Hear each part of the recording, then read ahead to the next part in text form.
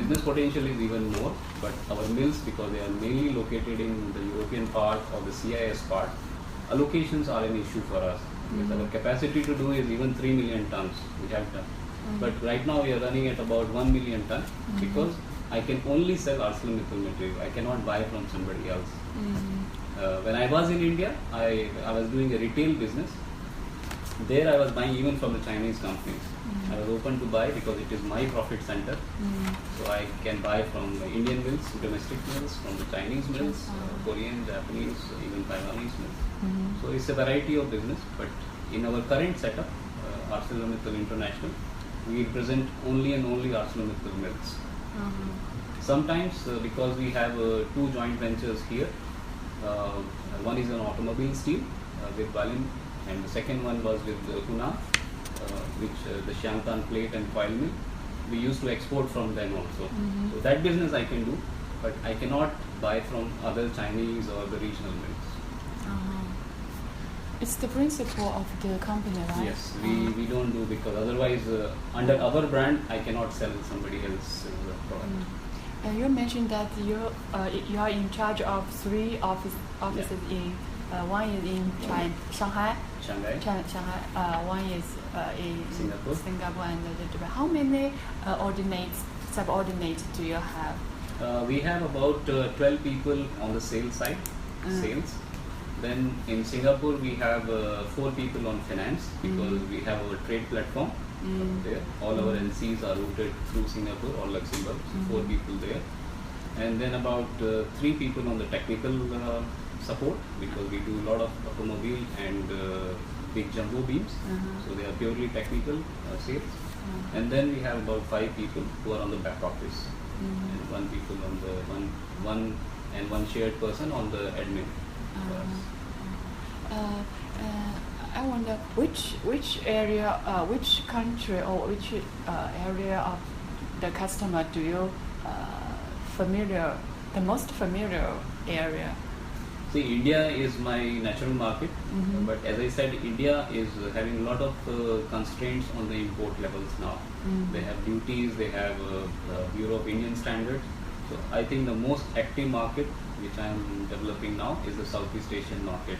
So within Southeast Asian market, for commodities, the top market is Vietnam, Philippines for billets, Thailand, Indonesia. These are the top 4 markets.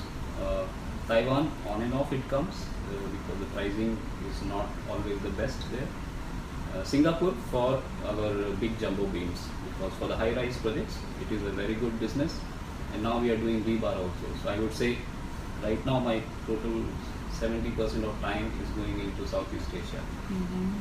So because there was one thought also going on that probably I can move to Singapore, because I spent a lot of out of 4 weeks, I'm more than 15 days traveling into these countries actually, based out of Singapore. It's very easy to manage business there.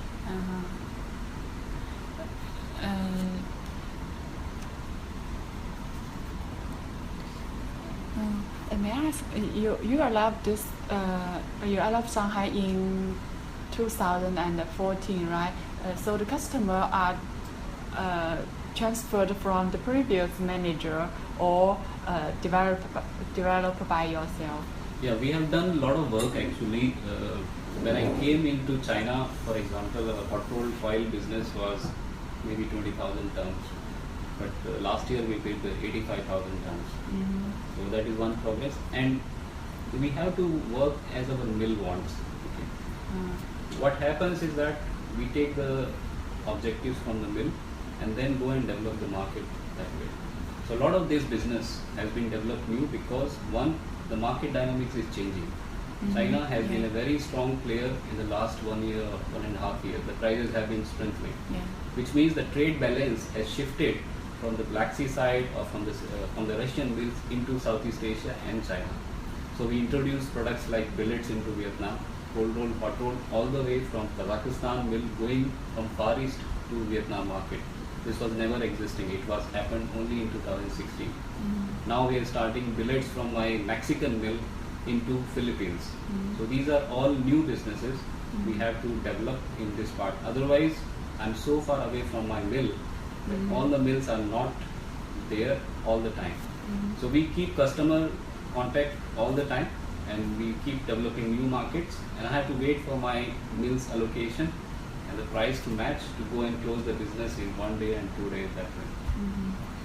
Then on the value added part, we did a lot of business development here, because selling into China is very difficult. But there are a lot of Chinese companies who are implementing businesses outside China. So they bring structural steel into China, fabricate and bring it back. So last year we did a project in Bangladesh.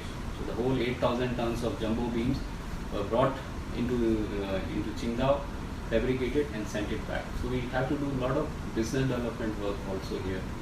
So if you ask purely by the amount of tonnage or volume, we have surely doubled up our tonnage in the last 1 year. So 2015, I worked mainly in China, and seeing the performance, they added Southeast Asia to me. The person has gone back to Luxembourg, so there was an equivalent position than me. So there were 3 offices, equal in capacity, but now I am handling all the 3 offices. And our business is surely more than 100% doubled up in this. As I said, I am constrained to 1 million ton right now, but my whole team can handle 3 million tons also. And from September till March, I was handling the Turkish market also, because there was a plan that I can shift to Turkey office.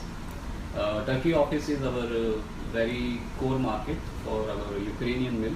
Ukrainian mill is exporting about 500,000 tons of billets, rebars and wire rod every month. They don't have a domestic market. So there I started handling that market. So I was visiting Egypt, big market. Turkey itself is a big market for us for billets. Lebanon, mainly for billets. We also go to the nearby region of Israel and through Lebanon for rebar. Israel was another market for us. So I got a very good exposure of that.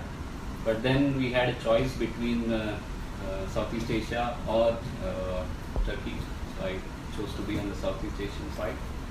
Turkey also was a bit disturbed that time, Egypt also. So choosing that balance, I chose to be on the Southeast Asia side. But in the past 2.5 years, I have a very good exposure on different markets. In terms of customers, we have very good contacts, because all these offices are more than 15 years old. They are coming from Trade Arbed and Arcelor. These were the companies who were merging over a period.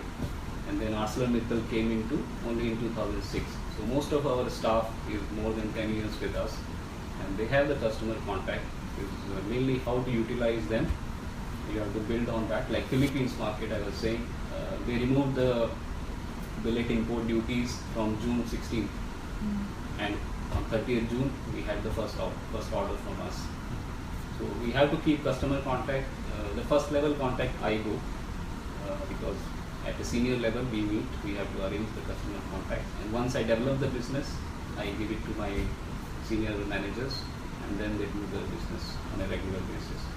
So my job is not only to do the regular business, but to try to open new markets for us. So for us, the next target will be some jumbo beams into Hong Kong, rebars in Hong Kong. We have never done this business, but we have got our rebars registered in Hong Kong now. So I will take the commercial off the town. This will be a new market for us. Otherwise, very difficult to survive and maintain the volume levels. And we are a profit center. I have to earn all my costs.